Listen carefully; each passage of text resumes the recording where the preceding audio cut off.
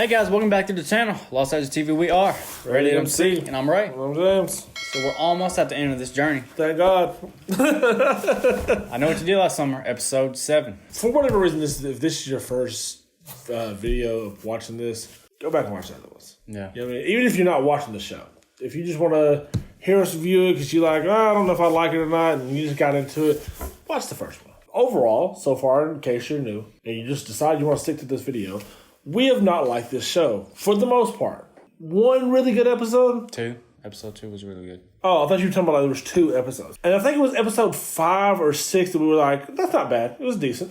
Absolute fucking shit. It was 5, because 6 we thought was awful. Yeah, and it did one of our sins. Yeah, and then now we're into fucking episode 7. So if you remember how episode 6 ended, we ranted all about it. But we'll skip the rant for now. Dylan is in the cave and he's marking, he was putting Riley's name in the cave. Yep. And then he walks to the back area of the cave and he sees all this honey stuff, and Clara pulls Riley's body in on a rug and she's like, Todd's coming in.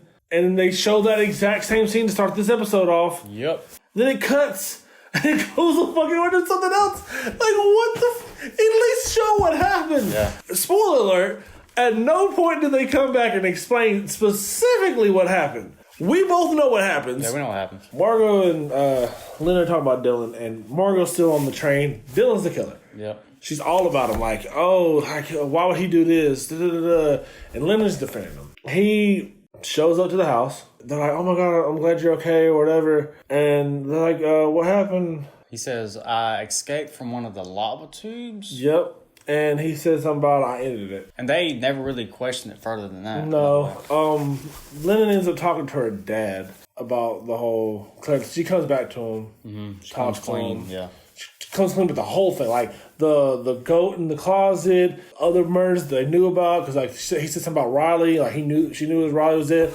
Also, another sin that I have, they never actually seen Riley dead. Now, Dylan did. So at least he can verify, yes, she died. And that's another thing. Like, if they were suspicious of Dylan, like, would they really take his word for it? Exactly.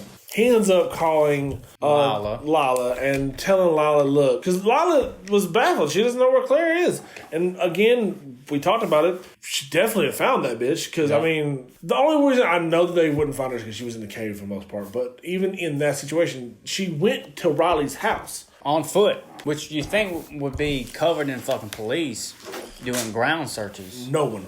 I guess this police department don't even have fucking canines. No, so they're all talking about this shit. Lala and Bruce kind of talk about how they talked to Courtney about Riley and everything. They kind of how they both brushed her off. After Lennon, talks to her dad, he tells, hey, I have a suspicion. I think I might know where Claire is. Yeah. They go down there and they find Riley's body propped up like a statue, covered in fucking honey. I found that weird. I fucking hated that scene. Me too. Did you see Riley like that? Yeah, I still had the smallest fucking hope that Claire maybe tried to revive her in some way, but they're fucking putting salt on the wound right now. Oh, okay. So after that, and they're like, Chief, I found another body. Like, damn, who the fuck could this be? Yeah, fucking Claire. Claire's dead. Like, okay, cool. So you just lost your red herring. Yep. So now, we have to go back to... We already knew she wasn't the killer. Mm-hmm. We both had this discussion many fucking times. Claire is too obvious of a fucking killer, right? Too easy. And at this point, they're throwing shade on Dylan again. Yep. For the 6th fucking time. Yeah. Okay. So here's where things get weird. After they find Claire's body, it jumps 3 weeks. First, they do a memorial service for all the people who've died. Because they're assuming it's over. Which, again, we know it's not fucking over because there's still a whole other episode. And if they ended it right there, it's fucking weird. That's it? Yeah. Margot says that her mom is shipping her off for 3 weeks to go to a camp or whatever. Loony bin. The loony bin, basically, for the mukbangs and shit that she did again. This time, she comes back. Lennon says that she's been hanging out with Dylan a lot.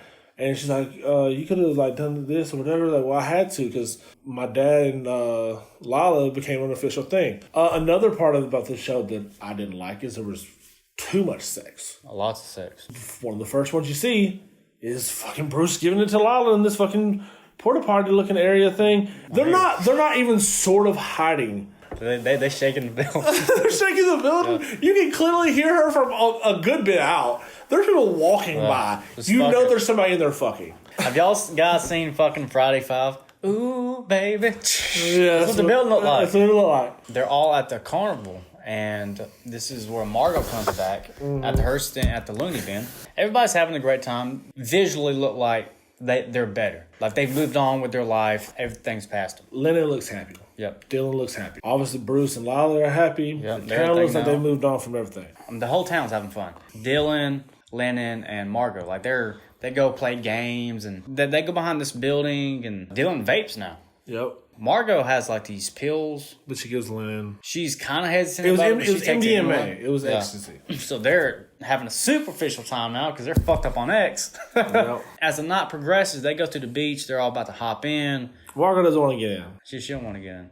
Then her mom calls her, and she declines the call. So at this point, Lennon and Dylan is already in the water, and you can clearly see that they've gotten really close. Real close. Like they go under. They're almost flirtatious at this point. Yeah, especially in the water. Yeah. And Margot doesn't want to get in. And then she's like, hey, guys, sorry, I got to go. And Kyle comes up behind her. He's like, hey, Mama says you got to go. She asked Lennon. If she wanted to stay the night. And Lennon's like, nah, I'm going to hang back for a bit. Maybe tomorrow night. And then, okay. Cool. You can see on her face like she really didn't like that. And then she starts to walk off, and they have this little weird scene because it's like she looks back, and then she doesn't see neither one of them at all. The water's like the tide's hitting the fucking shore and everything. And it's dark time. She can't see. So she's like, Lennon, Dylan?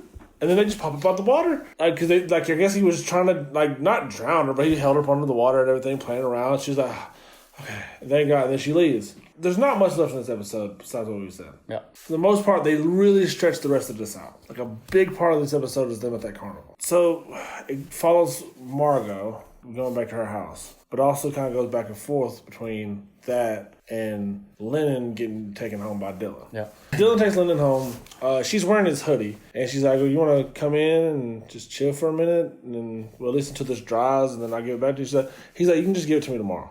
He leaves. She goes to her room. She's chilling. And then she hears a noise at her window, goes over there, and Dylan pops out and scares her.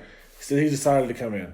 So he just hops to the door, to the window, and he goes there and he starts making out with Lennon, and it's obvious they're going to have sex. Yeah. Which, again, that's another fucking sex scene. Another one. And in a way, I get it. Because Allison has been wanting to have sex with Dylan. She's been waiting for this. So they have sex, and then they do this weird thing where it cuts to the sex tape of Dylan fucking Lennon. Yeah. And Margot is masturbating to it. Which is so fucking odd to see.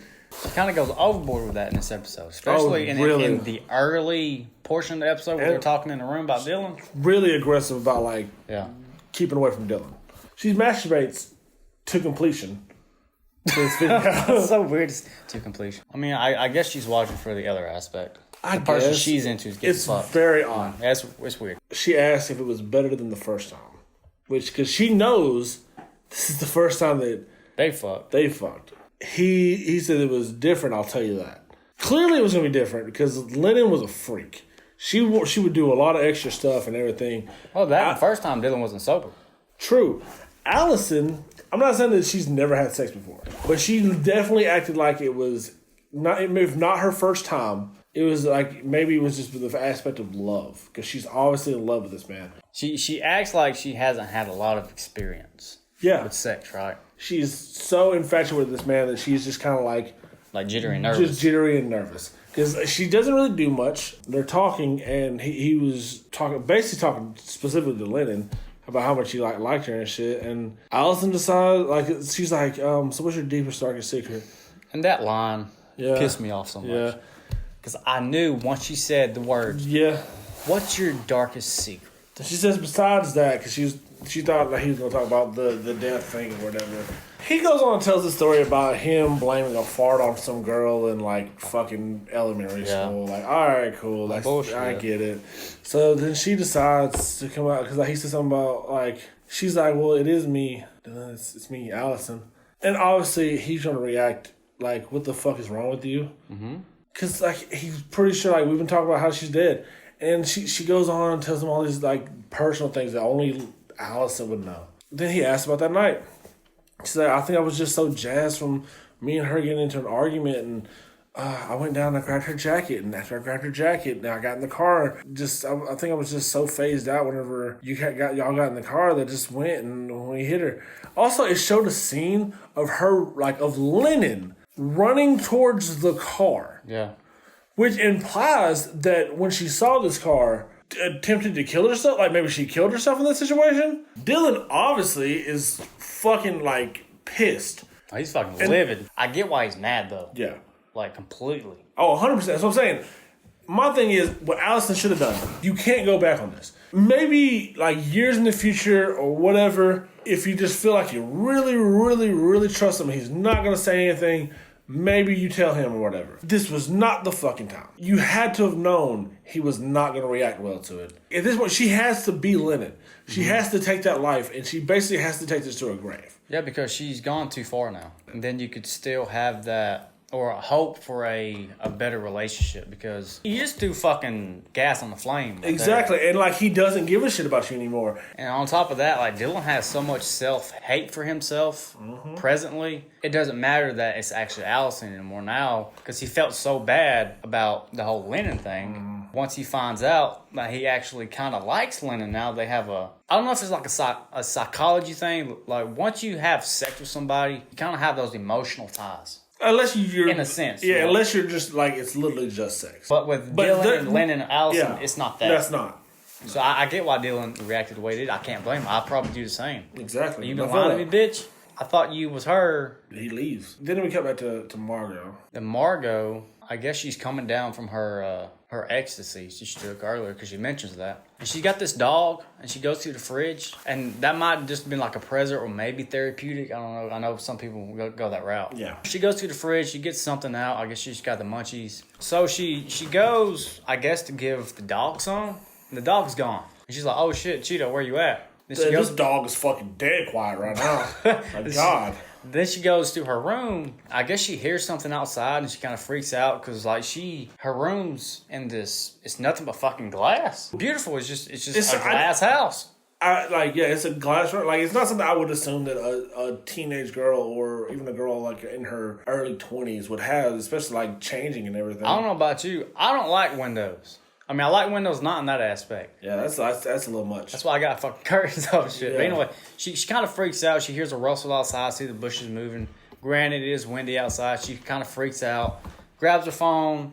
I guess she has a home security system. She locks it. You hear the doors locked. Which is smart. I get it. And she's calling for the dog. She thought maybe he went outside somehow. She's looking at something. She hears a rustle. And you see this silhouette in the background, this hooded silhouette. And it pushes her. Yeah, the reflection. And she gets thrown through the fucking window. The fucking figure leaves. And this is the only time we've ever seen this fucking figure. Yeah. Like a push, and that was it. When it happened, I was like, you just killed Margot off like that? If they did kill Margot off like that, that's the weakest way. Weak, boy. Like, compared to the other ones? God, like, cause that's the only saving grace for this whole show that we've talked about. Honestly, the kills are pretty good. Out of these 7 episodes so far, we've only seen 2 really good kills. So we jump to Bruce driving. I guess news has traveled. Bruce is already on the phone with Lennon, and he says, okay, keep me updated on Margot. And then he goes, and I thought it was Clara's house at first. It's what it looked like, but it wasn't apparently. So he walks in there, he's talking to somebody, and then you find out it's Lennon's mom. And all she says is, you should have told me our daughter died. And then it cuts to Lennon going to the hospital with May and fucking Margot. Margot basically has this, like, a pretty big cut on the side of her face. Apparently her mom only let the plastic surgeon touch it, and the plastic surgeon's gonna fix it, all this stuff. That's fine. Lennon's there for Margot. They have this weird scene at the end afterwards, but it doesn't look like they did anything to her face besides put a Band-Aid on it. So why the fuck did you need a plastic surgeon unless the mom was just going overboard? Lennon Allison is laying in bed next to Margot, and they had also had sex because, like, she started making out with her and whatever. And, like, they don't actually show the sex in that one, pretty much implied. She puts her hands on Lennon's legs and she says, you have them too. That's very important words. You have them too.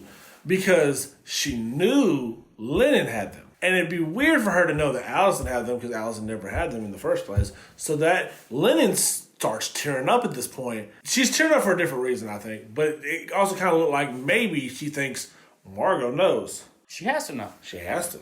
So after that, Dylan decides, hey, I guess he had enough of this shit. He decides he's going to the police station. He's like, hey, is the chief here? Guy at the desk is like, nah, she's going to be back until morning. He's like, fuck it. I'll wait. I guess in that situation, they're implying that he's going to tell the chief something. So he's probably going to come clean about everything. Overall, how did you feel about the episode? I thought it was revealing. Even if we don't go into it, I thought it was too revealing. Other than that, not a whole lot happened. No, it was pretty much a filler episode.